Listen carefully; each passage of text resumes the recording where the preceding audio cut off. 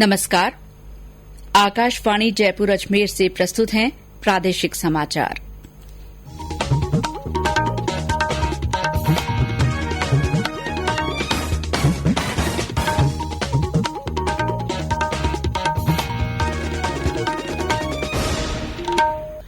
मुख्य समाचार। उच्चतम न्यायालय ने प्रवासी श्रमिकों को घर पहुंचाने का खर्चा राज्य सरकारों को वहन करने के दिए निर्देश। प्रदेश में कोविड-19 से संक्रमित हुए 4,566 मरीज हुए स्वस्थ। आज 131 नए मामले आए सामने। भीलवाड़ा, पाली और बालोतरा में टेक्सटाइल उद्योग धीरे धीरे पकड़ने लगा रफ्तार। टिड्डी दलों के हमलों से राज्य के 20 जिलों में 90,000 हेक्टेयर भूभाग प्रभावित। नियंत्रण के लिए ड्रोन का उपयोग शुरू। प्रदेश की 10 कृषि उपज मंडियों में ई-नाम परियोजना से संबंधित सभी कार्य पायलट प्रोजेक्ट के रूप में विशेषज्ञ संस्था से कराए जाएंगे। और राज्य में भीषण गर्मी और लू का दौर जारी, कल से राहत मिलने की संभावना।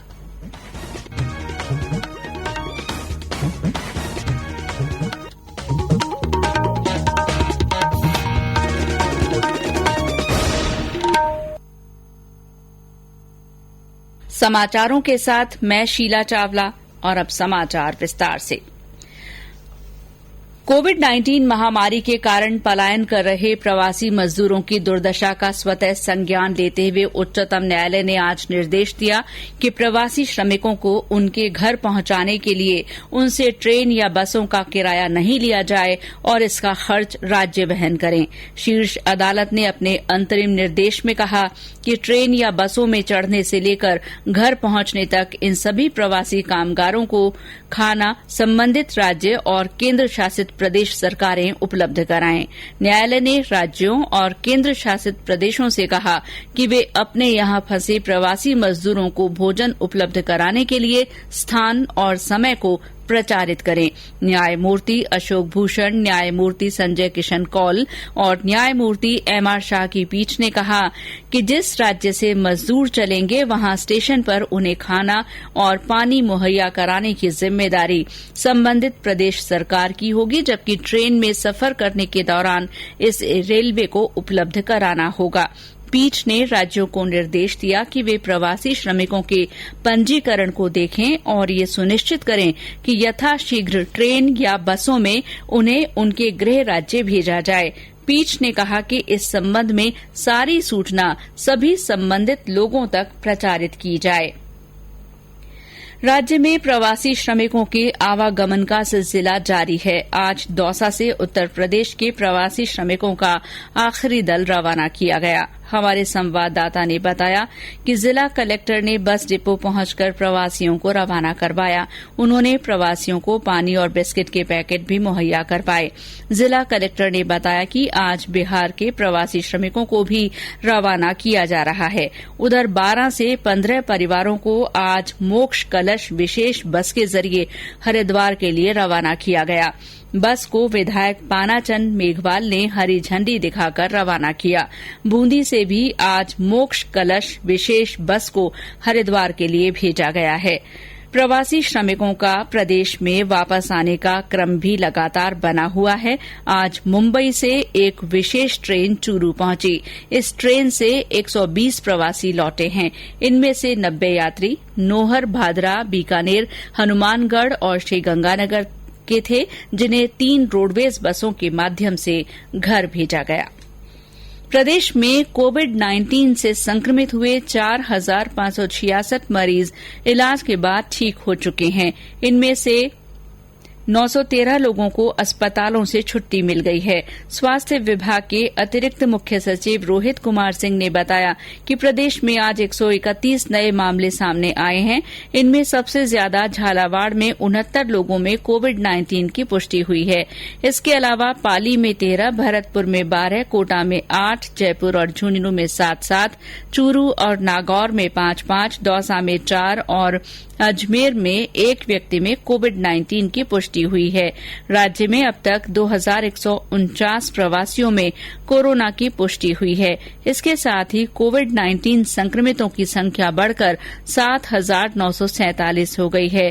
श्री सिंह ने बताया कि प्रदेश में इस बीमारी से अब तक 179 लोगों की मौत हुई है। उधर कल ग्रीन जोन में शामिल बूंदी जिले में कोविड-19 का पहला मामला सामने आया। इसके साथ ही अब प्रदेश के सभी 33 जिलों में कोविड-19 के मरीज सामने आ चुके हैं। बूंदी में कोविड रोगी की पुष्टि के बाद शंकरपुरा क्षेत्र को जीरो मोबिलिटी क्षेत्र घोषित किया गया है। इस बीच हमारे झालावाड़ संवाददाता ने बताया कि जिले में कोविड-19 से प्रभावित क्षेत्रों में प्रशासन द्वारा सख्ती बढ़ा दी गई है। आज सभी संक्रमित क्षेत्रों में जीरो मोबिलिटी लागू कर दी गई है, जिसकी वजह से बाजार शून्य पड़े हैं और बंद हो गए हैं। आज दोपहर कोटा आईजी पुलिस माननीय रविदत्त गौड़, पुलिस अधीक्षक राममूर्ति जोशी सहित सभी उच्चाधिकारियों ने प्रभावित क्षेत्र का दौरा किया और आवश्यक दिशा निर्देश दिए और साथ ही पूरी गलियों में घूमकर स्थिति का अवलोकन किया। आईजी साहब ने जनता से लॉकडाउन का सही पालना करने का अनुरोध भी किया। अरुण कुमार शौरी, आकाशवाणी समाचार, झालावाड़। ये समाचार आकाशवाणी जयपुर अजमेर से प्रसारित किए जा रहे हैं। समाचारों का ये बुलेटिन हमारे Facebook page all India radio news Jaipur और यूट्यूब पर राजस्थान AIR न्यूज चैनल पर उपलब्ध है।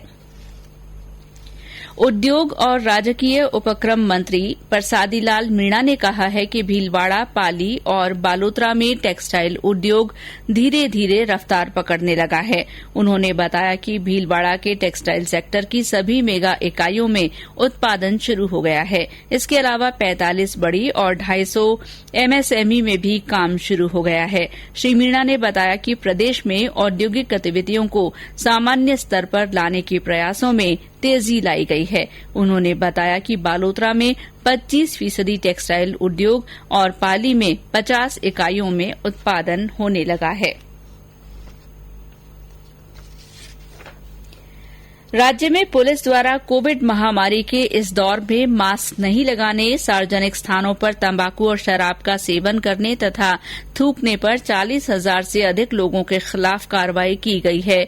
अतिरिक्त पुलिस महानिदेशक BL सोनी ने बताया कि इन मामलों में 82 लाख रुपए का जुर्माना भी लगाया गया है। पूरे लॉकडाउन की बात करें तो जब से लॉकडाउन शुरू हुआ है तब से लॉकडाउन और कर्फ्यू के शर्तों का उल्लंघन करने वाले लोगों के खिलाफ कुल 3,375 मुकदमे दर्ज हुए हैं 6,700 से ज्यादा लोगों के खिलाफ। सोशल मीडिया के दुरुपयोग के काफी सारे मामले सामने आए थे, उनको चिन्हित करके उनके खिलाफ कार्रवाई की गई। ऐसे मुकदमे 211 दर्ज किए गए हैं 293 लोगों के खिलाफ। जो कालाबाजारी इस पीरियड में कर रहे थे उनके खिलाफ प्रभावी कार्रवाई राजस्थान पुलिस द्वारा की गई है। 131 मुकदमे एसेंशियल कमोडिटीज एक्ट के तहत दर्ज किए गए हैं। इस पीरियड में 17,500 लोगों को प्रिवेंटिव अरेस्ट में CRPC में गिरफ्तार किया गया और लॉकडाउन और कर्फ्यू शर्तों का उल्लंघन करने वाले 3,77,000 लोगों के वाहनों का चालान किया गया। 1,37,000 वाहनों को जब्त किया गया और अब तक 6 करोड़ 90 लाख रुपए का जुर्माना वसूला गया है। कैबिनेट सचिव राजीव गौबा ने कोविड-19 से प्रभावित 13 शहरों के नगर निगम आयुक्तों और जिला मजिस्ट्रेटों के साथ आज बैठक की और स्थिति की समीक्षा की। इन 13 शहरों में कोरोना वायरस के संक्रमण की स्थिति बहुत खराब है और देश के करीब 70% संक्रमित लोग इन शहरों में हैं। इन शहरों में जयपुर और जोधपुर भी शामिल हैं। बैठक के दौरान नगर निगमों द्वारा कोविड-19 के मामलों से निपटने के लिए उठाए गए कदमों की समीक्षा की गई। भारत सरकार के प्रधान वैज्ञानिक सलाहकार डॉक्टर के विजय राघवन ने कहा है कि कोविड-19 महामारी से निपटने के लिए बड़े उद्योगों से लेकर व्यक्तिगत प्रयास कर रहे लोगों तक लगभग 30 समूह वैक्सीन बनाने के काम में लगे हैं। उन्होंने नई दिल्ली में संवाददाताओं से कहा कि इनमें से करीब 20 समूहों को बेहतर सफलता मिल रही है। उन्होंने कहा कि वैक्सीन विकसित करने के लिए 3 तरह से काम किया जा रहा है। इनमें स्वदेशी प्रयास, अन्य कंपनियों के साथ सहयोग से किए जा रहे प्रयास और प्रमुख कंपनियों द्वारा की जा रही पहल शामिल हैं। डॉक्टर विजय राघवन ने कहा कि भारतीय संस्थान इस वायरस के लिए 4 तरह की वैक्सीन विकसित कर रहे हैं। उन्होंने कहा कि कोविड-19 की रोकथाम के लिए नई वैक्सीन की खोज करना बहुत चुनौतीपूर्ण कार्य है। प्रदेश के करीब 20 जिलों में लगभग 90,000 हेक्टेयर भूभाग टिड्डियों से प्रभावित हुआ है। इनमें से करीब 67,000 हेक्टेयर भूभाग में टिड्डी नियंत्रण की कार्रवाई की जा रही है। इस कार्य में केंद्रीय कृषि मंत्रालय का टिड्डी चेतावनी संगठन तथा राज्य का कृषि विभाग जुटा है। राज्य के कृषि आयुक्त ओम प्रकाश ने बताया कि टिड्डी नियंत्रण के लिए कल से ड्रोन का प्रयोग भी शुरू किया गया है। टिड्डी को नियंत्रण करने के लिए राज्य सरकार की तरफ से काफी प्रयास किए जा रहे हैं। इसमें किसानों से 800 ट्रैक्टर माउंटेड स्प्रेयर्स किराए पे लिए जा रहे हैं। साथ ही फायर ब्रिगेड की करीबन 50 से लगा करके लगभग 50 के आसपास जो है गाड़ियां डेली लगाई जा रही है। किसानों को जो टिड्डी नियंत्रण के लिए जो पेस्टिसाइड है वो राज्य सरकार की तरफ से 100% सब्सिडी पे उपलब्ध करवाया जा रहा है। इसके अलावा अगले कुछ दिनों में जिलों को है ट्रैक्टर माउंटेड स्प्रेयर्स और उपलब्ध करवाए जाएंगे। भारत सरकार की तरफ से भी लोकस्ट वार्निंग ऑर्गेनाइजेशन की ओर से 54 गाड़ियां जो है वो पूरे प्रक्रिया में लगाई जा रही है। तो भारत सरकार, राज्य सरकार और किसान सभी मिलकर इस टिड्डी की जो समस्या है इस पर संयुक्त रूप से प्रयास कर रहे हैं और आज की तारीख में काफी हद तक टिड्डी जो है ये पूरे नियंत्रण के अंदर में है। राज्य सरकार द्वारा प्रदेश की 10 कृषि उपज मंडियों में ई नाम परियोजना से संबंधित सभी कार्य पायलट प्रोजेक्ट के रूप में विशेषज्ञ संस्था से कराए जाएंगे। मुख्यमंत्री अशोक गहलोत ने आज इससे संबंधित प्रस्ताव को मंजूरी दे दी। अब इन मंडियों में राष्ट्रीय कृषि ई नाम परियोजना का काम बेहतर ढंग से हो पाएगा। गौरतलब है कि राज्य की 25 कृषि उपज मंडी समितियों में ये परियोजना चल रही है। बाकी 119 मंडी समितियों को भी इससे जोड़ा जा रहा है। प्रदेश में भीषण गर्मी और लू का दौर जारी है। आज भी प्रदेश के कई जिलों में तापमान 44 डिग्री सेल्सियस से ऊपर दर्ज किया गया। अल सुबह से गर्म हवाओं का दौर शुरू होने से लोग घरों से बाहर निकलने में भी कतरा रहे हैं। बूंदी में आज भी पारा 46 डिग्री सेल्सियस पर जा पहुंचा। जैसलमेर में भी झुलसा देने वाली गर्मी के कारण लोगों को भारी परेशानी हो रही है। वहीं सीमा क्षेत्र में तापमान 50 डिग्री के आसपास होने के बावजूद बीएसएफ के जवान पूरी मुस्तैदी से अपनी ड्यूटी कर रहे हैं। इस बीच मौसम विभाग के क्षेत्रीय निदेशक शिव गणेश ने आकाशवाणी को बताया कि कल से प्रदेश के लोगों को भीषण गर्मी से राहत मिलेगी। अभी जो लू वगैरह चल रही थी उससे आज थोड़ा सा कम हो जाएगा, लेकिन कल से 29 से अगले आने वाले 3-4 दिन काफी राहत मिलेगी।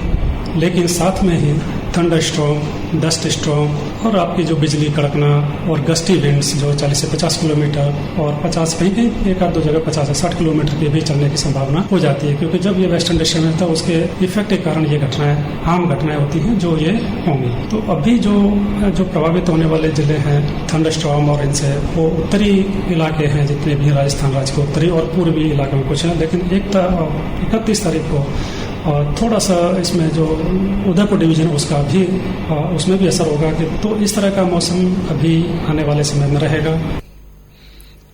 भीषण गर्मी के बीच रेगिस्तानी जिले बीकानेर के भीनासर क्षेत्र की महिलाएं बेजुबान पशु पक्षियों की सेवा में जुटी हैं। हमारे संवाददाता ने बताया कि कोरोना महामारी के इस दौर में ये महिलाएं हर तरह की सावधानी बरत रही हैं।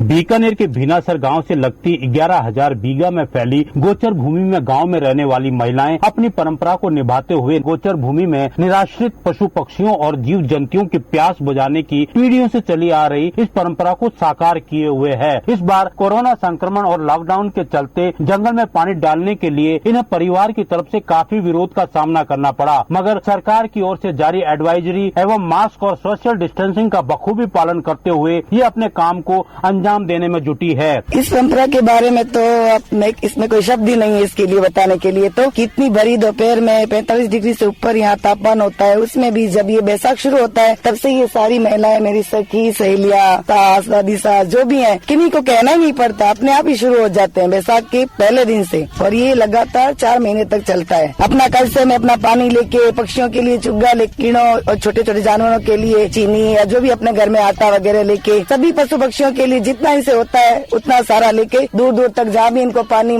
चाहिए, ऐसे केलियां ये रखी हुई है लोगों ने, जिन्हों में बामाशाह ने रखवाई हुई है, सारी को भर देते हैं ये लोग अपने कलसे से। रोजाना बड़ी संख्या में जाने वाली ये महिलाएं न केवल पानी डालने का काम कर रही है, बल्कि समूह में हरजस गीत, भजन, कथा और परिवार की बातें, पेड़ों की छांव तले बैठ माहौल को सरस भी बनाती है। इनके इस त्याग, सेवा भाव, जोश, जुनून को सलाम। मैं मोहम्मद रफीक पठान, आकाशवाणी समाचार, बीकानेर। और अंत में मुख्य समाचार एक बार फिर। उच्चतम न्यायालय ने प्रवासी श्रमिकों को घर पहुंचाने का खर्चा राज्यों को वहन करने के निर्देश दिए। प्रदेश में कोविड-19 से संक्रमित हुए 4,566 मरीज हुए स्वस्थ। आज 131 नए मामले सामने आए। भीलवाड़ा, पाली और बालोतरा में टेक्सटाइल उद्योग फिर से धीरे धीरे रफ्तार पकड़ने लगा है। टिड्डी दलों के हमलों से राज्य के 20 जिलों में 90,000 हेक्टेयर भूभाग प्रभावित हुआ है। नियंत्रण के लिए ड्रोन का उपयोग शुरू किया गया है। और प्रदेश में भीषण गर्मी और लू का दौर जारी है। मौसम विभाग ने कल से राहत मिलने की संभावना जताई है। इसी के साथ प्रादेशिक समाचार बुलेटिन समाप्त हुआ। नमस्कार।